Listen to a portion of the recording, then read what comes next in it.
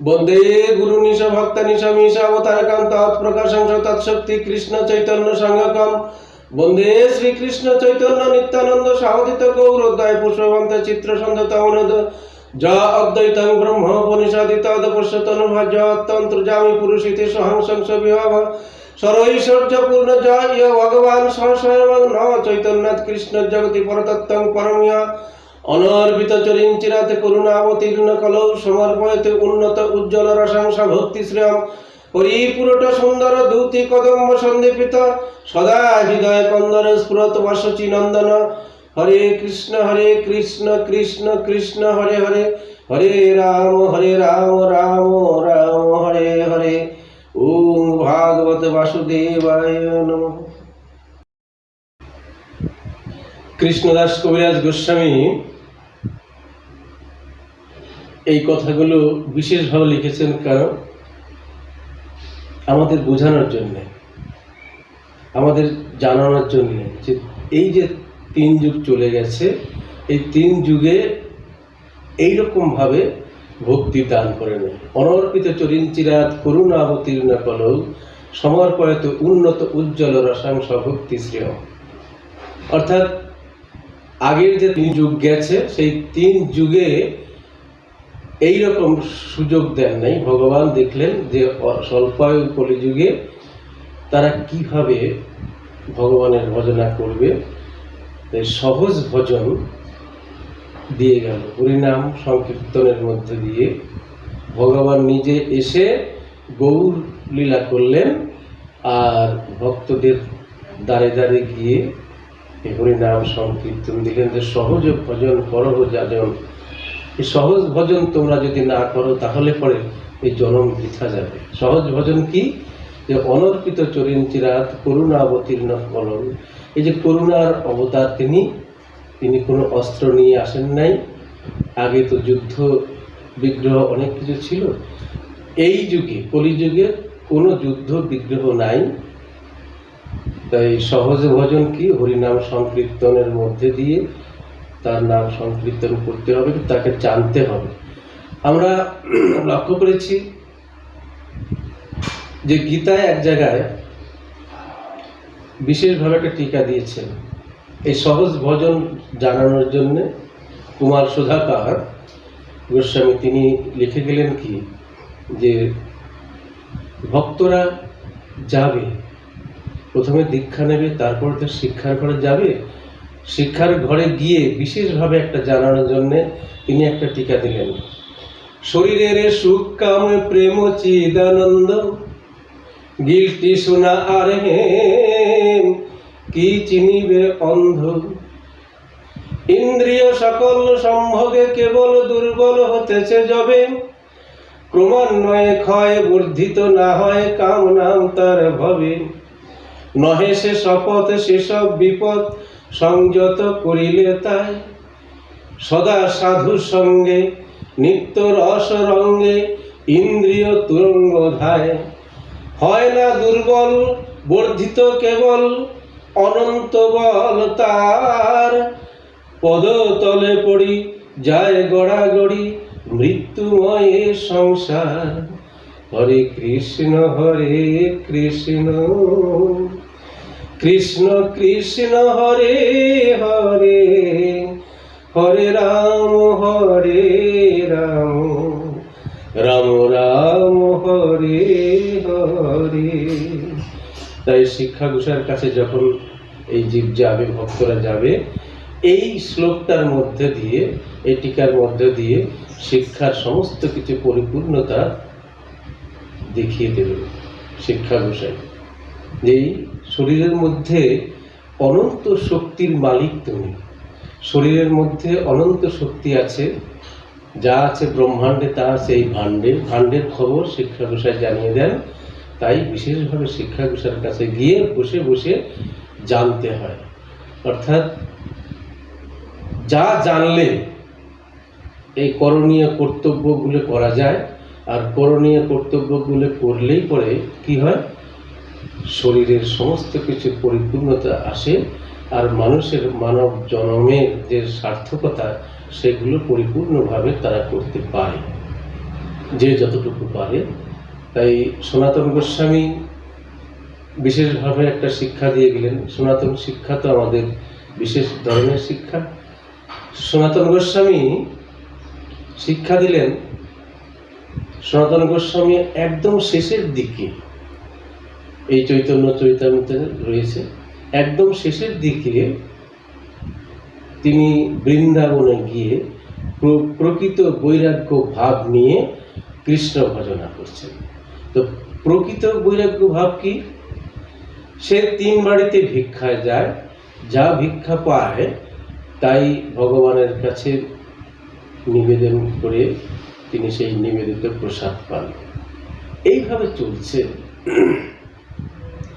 চলতে চলতে একদিন সত্যি ভগবান তো এরকম পরীক্ষা করে নেয় যে ভক্ত তাকে বিশেষভাবে পরীক্ষা করে। যেমন সোনা স্বর্ণকারের দোকানে নিয়ে গেলে সোনাটা বিশেষভাবে পরীক্ষা করে নেয়, তেমনি ভক্তরাও যখন তার ভক্তিভাব পরিপূর্ণতা আসে, ভগবান আবার পরীক্ষা করে নেন যে তিনি কেমন ভক্ত হয়েছেন। সনাতন গোস্বামী বৃন্দাবনে এইভাবে ভজনা করছে। ভগবান একদিন সত্যি এসেছে, ভগবান এসেছেন কৃষ্ণ রূপে, এসে বলছে যে সনাতন, প্রতিদিন 3টা পুরা রুটি দিস, ওর সঙ্গে একটু লবণ দিলে ভালো হয় না? সনাতন গোস্বামী বলছে যে ভগবান তুমি এসেছো, একদিন আমার ছিল, সেই দিন তুমি যদি চাইতে তাহলে আমি লবণ কেন, ঘি মাখন বিভিন্ন ধরনের দিয়ে তোমাকে আমি সেবা দিতে পারতাম।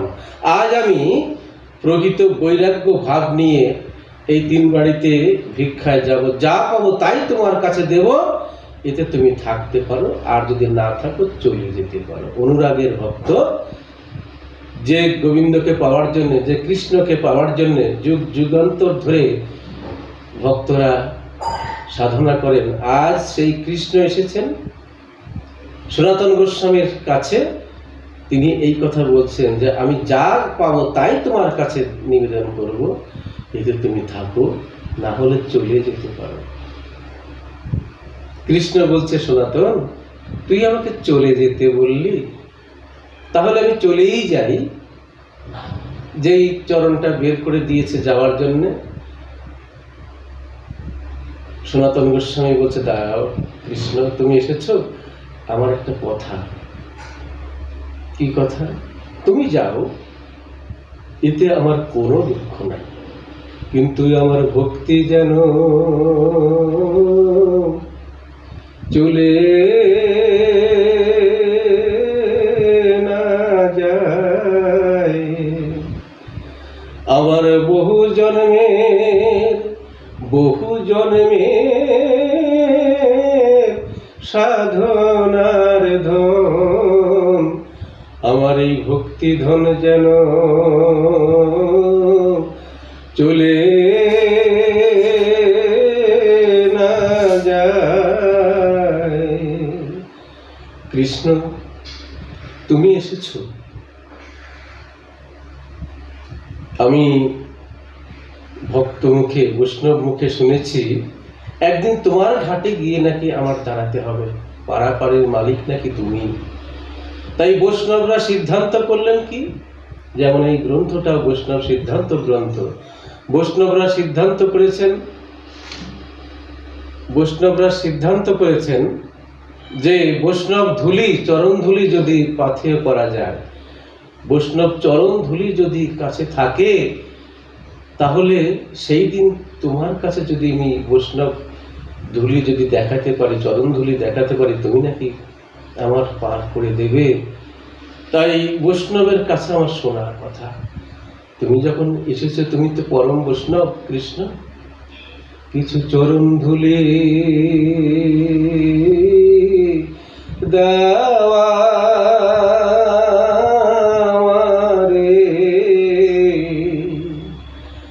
কিছু অঙ্গে মাখি, আর সেই দিনের জন্য কিছু সঙ্গে রাখি, তোমার চরণ ধুলি দাওয়া রে। এইভাবে যখন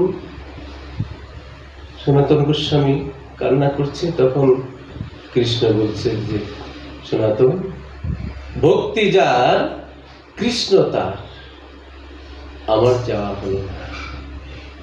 এইভাবে আমাদের সিদ্ধান্ত দিয়েছেন কৃষ্ণদাস কবিরাজ গোস্বামী, লিখে লিখে সিদ্ধান্ত দিয়েছেন, তোমরা যারা ভক্ত তারা এইভাবে চলে।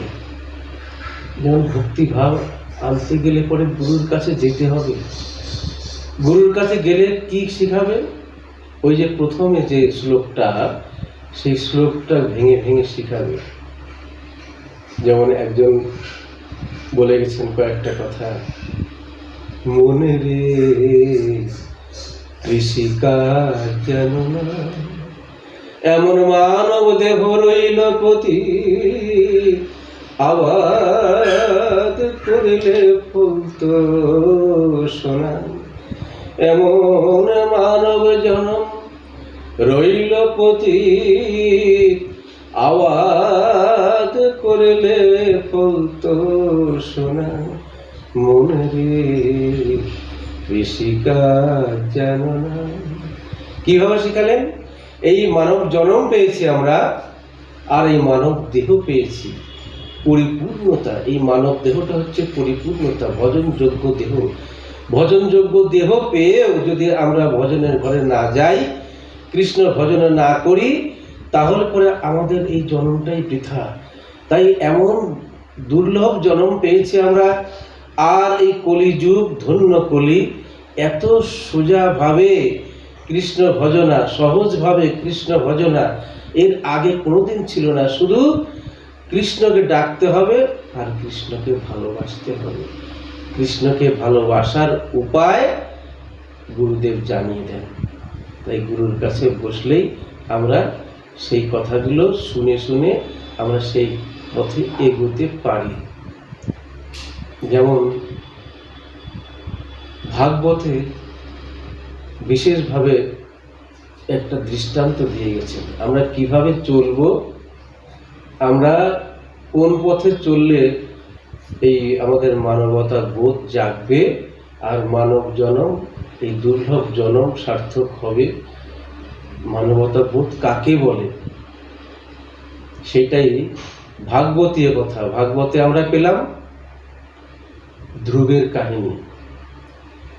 ধ্রুবের কাহিনী যদি আমরা বিশেষভাবে একটু লক্ষ্য করি, তাহলে পরে আমরা চলার পথটা সুগম করতে পারব। ধ্রুব যে এমনভাবে কাহিনীটা, ধ্রুবের কাহিনীটা এমনভাবে বিশ্লেষণ করেছেন বিশ্লেষকরা, তারা বলছেন যে উত্থানপাত রাজা, তার দুটো স্ত্রী,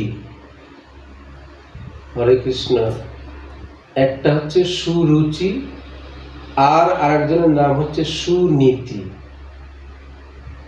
এখানে টিকাকার টিকা দিয়ে গেলেন কিভাবে, বিশেষ করে শিক্ষা গোসাইরা টিকা দিয়ে গেলেন, বোঝালেন আমাদের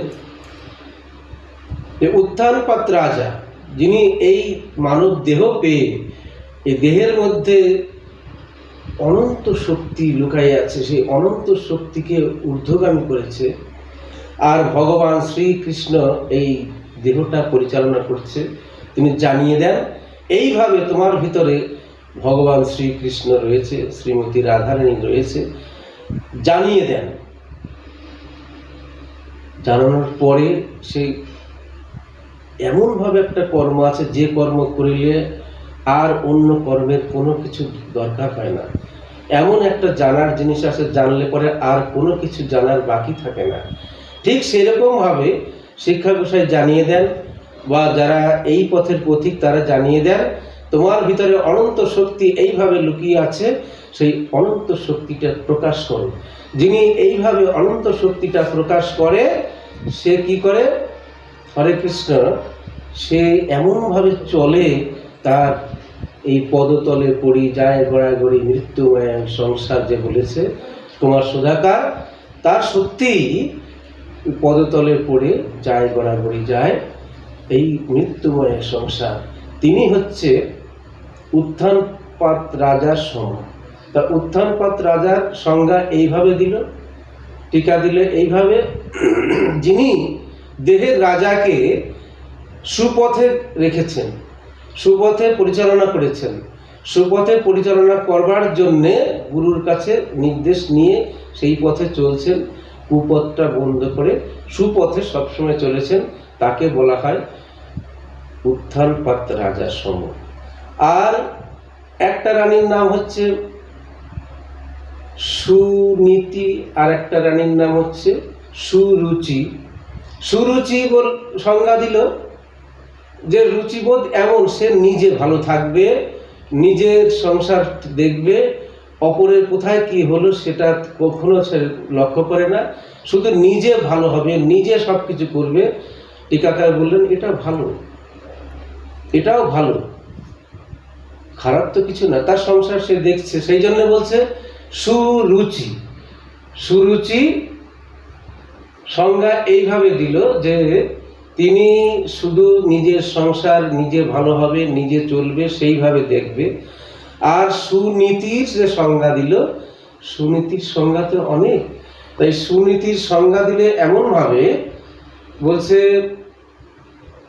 সুনীতি, যার নীতি ঠিক, আগের জন যে তার নীতি একদিকে তার নিজের জন্য, আর সুনীতি নিজে ভালো থাকবে, আবার কাছাকাছি যারা থাকবে, যে যতটুকু তার সাধ্য সেরকমভাবে দেখবে, কে কেমন আছে, তার আত্মীয় বর্গ, প্রতিবাসী, সমস্ত কিছু গ্রামবাসী যে যেখানে আছে তাদেরকে দেখবে তার সাধ্য মতো।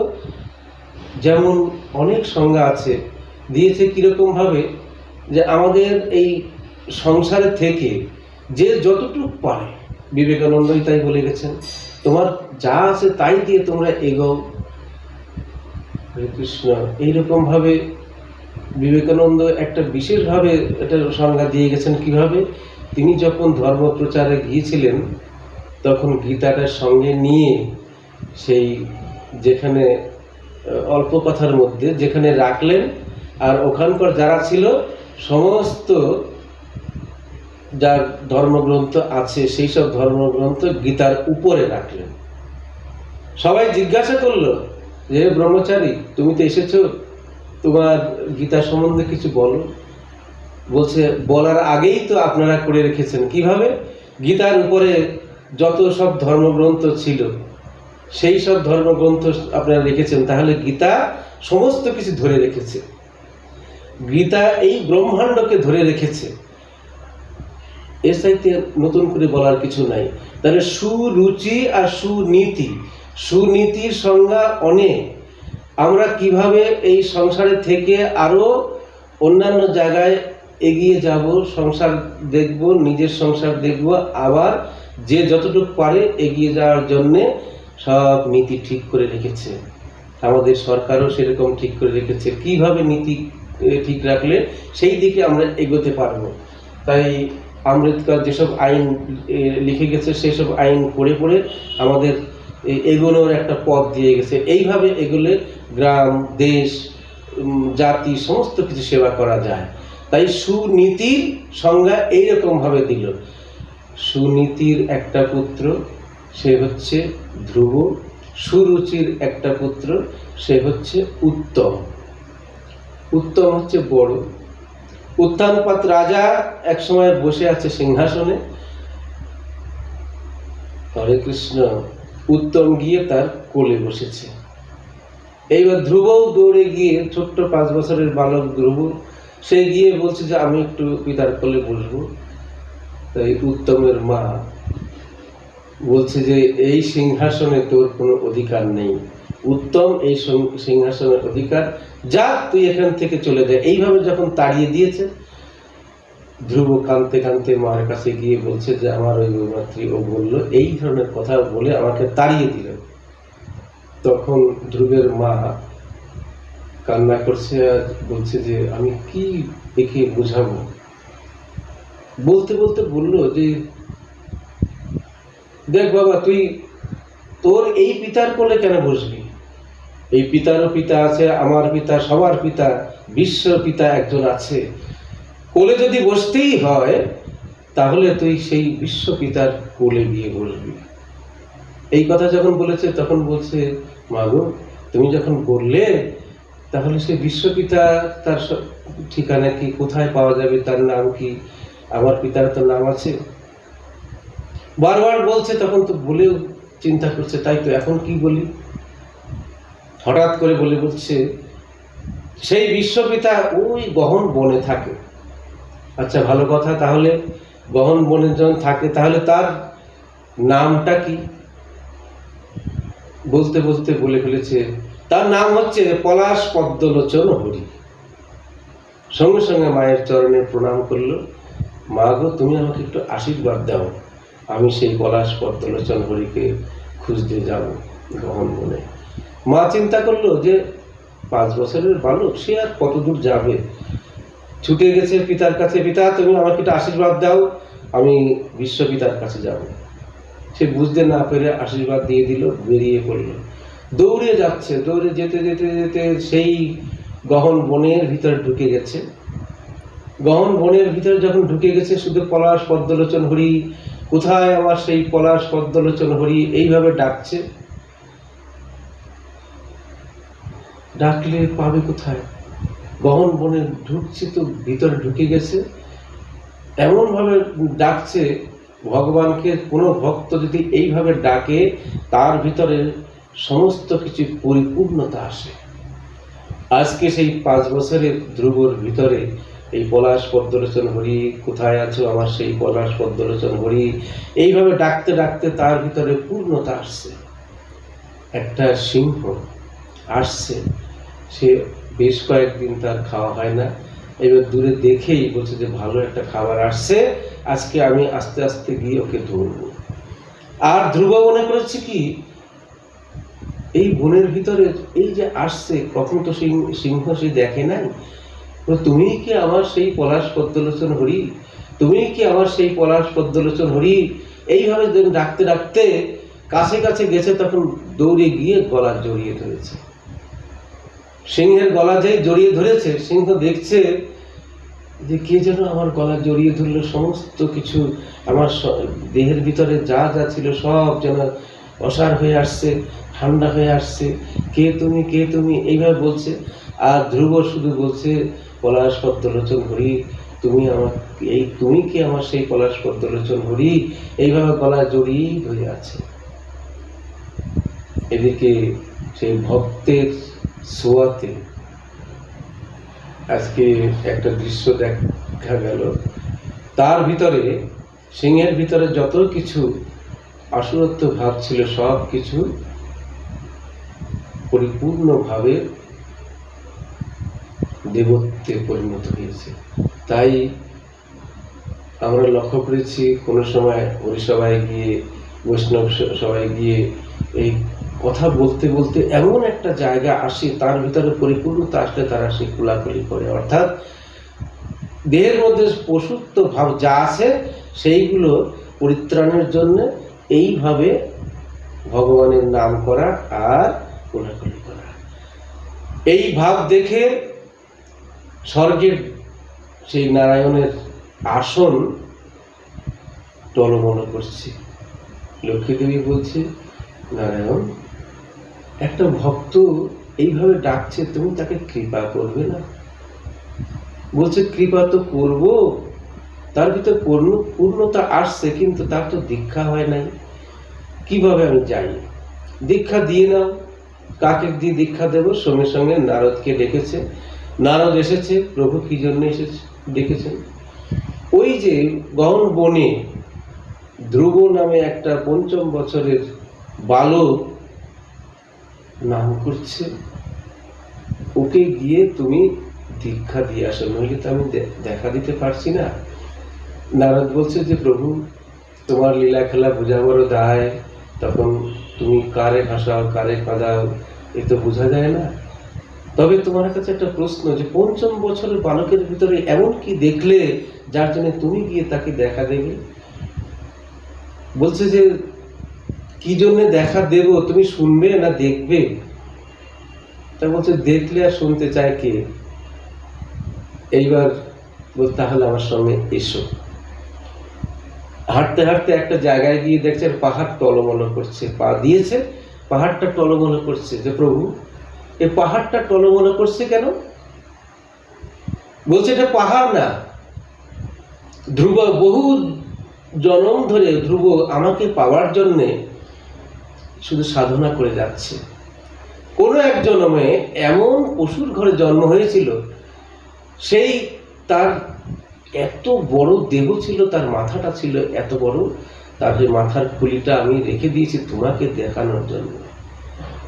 হরে কৃষ্ণ। এইবার নারদের মনে যার সংশয় ছিল কিছুটা দূর হলো। তাই তো এক জন্মে তো হয় না, আসো আর একটু আসো। গিয়ে দেখে একটা পাহাড়, শুধু হাড়ের পাহাড়। বলছে প্রভু এটা কি? বলছে ধ্রুব বহু জন্ম ধরে আমাকে পাওয়ার জন্য ভজনা করেছে, ভক্তের হাড় তো, তার মৃত্যুর পরে হাড়গুলি সাজিয়ে রেখেছি শুধু তোমাকে দেখানোর জন্য। প্রভু আর আমি দেখব না, আমার ভুল হয়েছে, আমি যাচ্ছি ধরায়। তাই ধরায় গেল, গিয়ে ধ্রুবকে বলছে ধ্রুব তুমি ওই সিংহকে ছেড়ে দাও। সিংহকে তো ধরেই রেখেছে।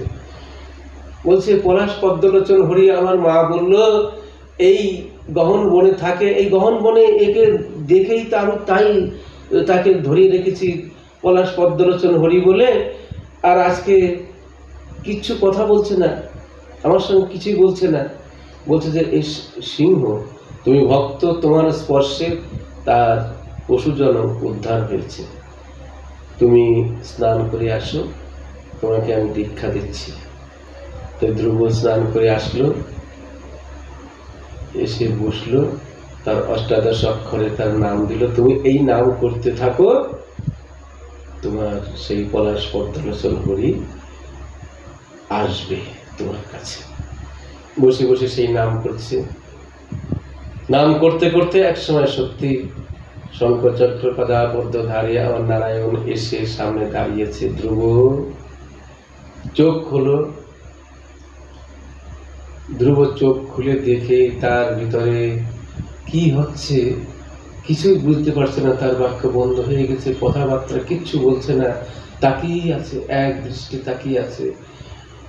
কিছুক্ষণ পরে ভগবান নিজেই বলছে, আমরা গীতায় দেখেছি অর্জুনকে জিজ্ঞাসা করেছে অর্জুন, আর উত্তর দিয়েছে। অনেক সময় অর্জুন কিছু বলছে না, অযাচিত ভাবে তাকে অনেক কথা বলেছে শুধু আমাদের জানানোর জন্য, জীবকে জানানোর জন্য।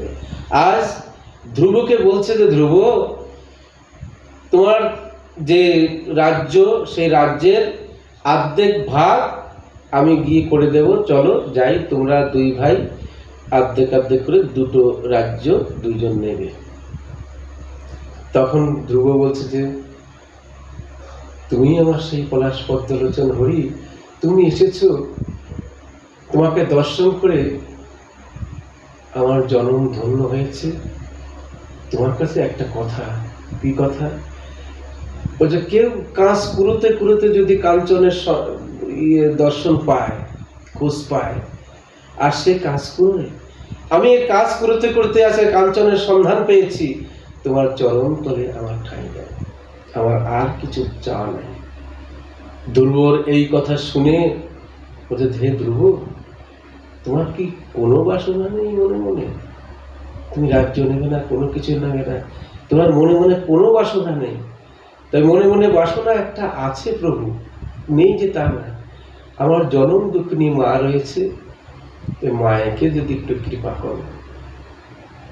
দেখেন আমরা এটাই শিক্ষা পেলাম, সন্তানের জন্যেও পিতামাতার উদ্ধারের ব্যবস্থা হয়।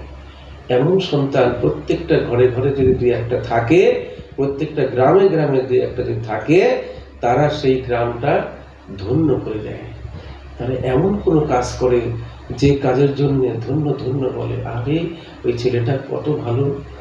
এইভাবে প্রত্যেক গ্রামে গ্রামে দুই একজন এইরকম কৃষ্ণ ভক্ত হয়। তাই আজকে মায়ের কথা যখন বলছে, ঠিক আছে তুমি চলো, গিয়ে মায়ের কাছে গিয়ে বলছে মা তুমি আমার পরম গুরু, তুমি আমার এই পথের সন্ধান দিয়েছিলে, আমি সেই পথে গিয়ে আজ সন্ধান পরিপূর্ণতা হয়েছে আমার, আমার খুঁজে পাওয়ার জিনিস আমি খুঁজে পেয়েছি, দেখো আমি কি নিয়ে এসেছি তোমার কাছে। মা তো দেখতে পাচ্ছে না। অর্থাৎ এই যে এখানে লিখেছে একটা কথা, সাধ্য বস্তু সাধন বিনা কেহ নাহি পায়, কৃপা করি কহ রায় পাবার উপায়। এই যে কথাটা বলেছে যে সাধ্য বস্তু সাধন বিনা পাওয়া যায় না, সাধ্য বস্তু সাধন বিনা পাওয়া যায় না, তার সাধন তো করে নাই মা। তবুও নারায়ণ বলছে তুমি ভক্ত, তোমার মায়ের হাতে তোমার দুই হাত দিয়ে তোমার মায়ের চোখে হাতটা বুলিয়ে দাও। যেই হাত বুলিয়ে দিয়েছে সঙ্গে সঙ্গে নারায়ণ দর্শন করে তার জীবন ধন্য করছে। হে প্রভু, আমি কিভাবে আমি সন্তানকে এই কথা বলেছিলাম, সে যে সত্যিকারের এইরকম কিছু করবে তা কখনো ধারণা করি নাই। তাই বলছে মাগো, তোমার মতো মা, তুমি কত কিছু চিন্তা করেছো, লোকের জন্য চিন্তা করেছো, তোমার যে নীতি, সুনীতি, সেই নীতির জন্য আজকে তোমার ছেলে, তোমার সন্তান এইভাবে এই জায়গায় গিয়ে পৌঁছেছে। তোমারই তো সব কিছু। সঙ্গে সঙ্গে দেখছে যে পুষ্পরথ আসছে, পুষ্পরথ এসে দাঁড়িয়েছে, তোমার মাকে আমরা নিয়ে যাচ্ছি, আমি নিয়ে যাচ্ছি সেই বৈকুণ্ঠে। তো সন্তানের জন্য মায়ের আজকে সেই বৈকুণ্ঠের স্থান হলো, চলে গেল। আর ধ্রুবকে বলল, ধ্রুব তুমি কোনো কিছু চাও নাই, তোমার এই যে অর্ধেক রাজ্য এ তুচ্ছ মনে করেছো, তোমার স্থান হচ্ছে ধ্রুব লোকে। তাই আজকে আমরাও সন্ধ্যাবেলা যদি তাকাই উপর দিকে, আমরা সেই ধ্রুব লোক এখনো দেখতে পাই। তাই ধ্রুব লোকে তার স্থান দিল। জয় জয় রাধা গোবিন্দ প্রেমানন্দে, হরি হরি বল মন, হরি বল হরি বল হরি বল হরি বল। এইখানে রহিল গ্রন্থ অমৃত লহরী, বদন ভরে সবে মিলে বলুন হরি হরি, হরি বল হরি বল। প্রেমানন্দে বাহু তুলে হরি বল হরি বল, হরি বল হরি বল।